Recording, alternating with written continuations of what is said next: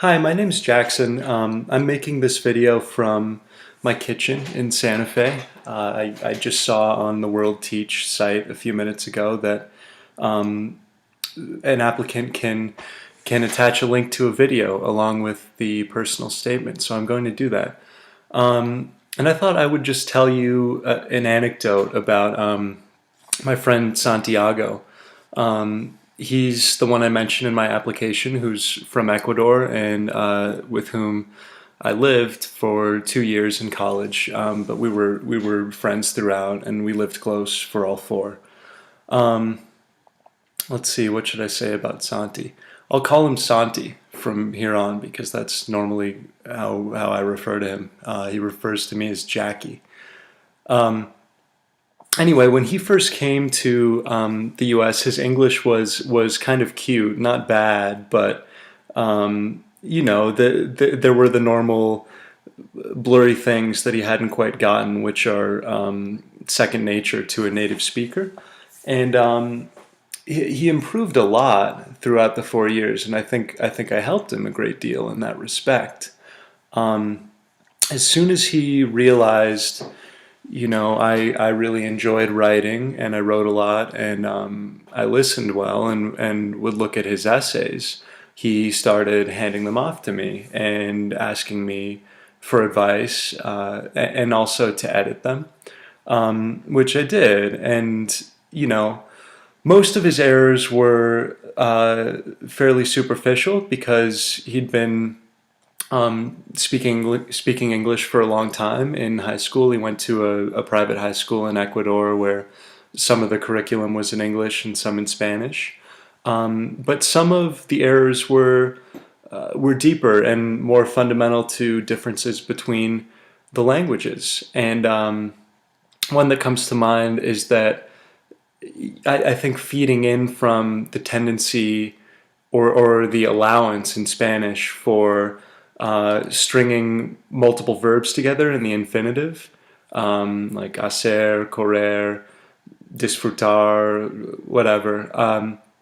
Santi would write things in his English essays like to go, to run, to buy, all in a row without any other words between them. And I would tell him that it was awkward in English and there was not enough spacing and he needed to use another verb form or figure out a single verb that could encapsulate what two or three of these were trying to do, etc.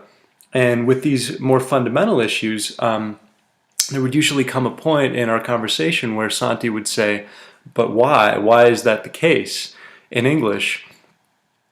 And several times I looked at him and was just like, I don't know. I have no idea why it's that way. These could have been really painful moments for me. They could have been moments that made me feel inadequate as a native speaker and as a teacher in those moments for Santi. Formal language training has been slowly leaving United States middle and secondary schools really ever since the 70s. And so I could have felt in those moments that I hadn't been given the resources I wish I had.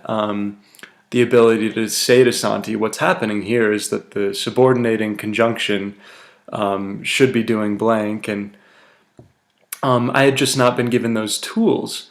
But I found that I really enjoyed those moments of not knowing and of having to say to Santi that it sounded right to my ear, but I didn't know why it was in a technical sense. I feel more abstractly that language is kind of like the mobile on which our ideas hang, our ideas of ourselves, of others, of our relations to our country, our family, our identity in the world, etc. We normally don't examine it because like a mobile, it's invisible. It's allowing the other objects to hang in place. And so I think in those moments of unknowing, which Santi forced me to confront, I was also always invited to reflect and to learn more about the language and to learn more about myself and who I was and why I believed what I did and do and what my relation was to people different from myself. And so anyway, this is a roundabout and probably weird way and an impromptu way, I have to admit, of saying that I think I would make a good WorldTeach candidate because these moments of unknowing in confrontation with things different from ourselves don't scare me, but really excite me, and I see them as probably the only opportunity for growth. I know in a foreign country, living in a situation which I am assigned to, and teaching on a schedule which is highly variable, I will confront a heck of a lot of moments of unknowing. And so I thought I should tell you in this video that past experience has led me to embrace such moments and even seek them out.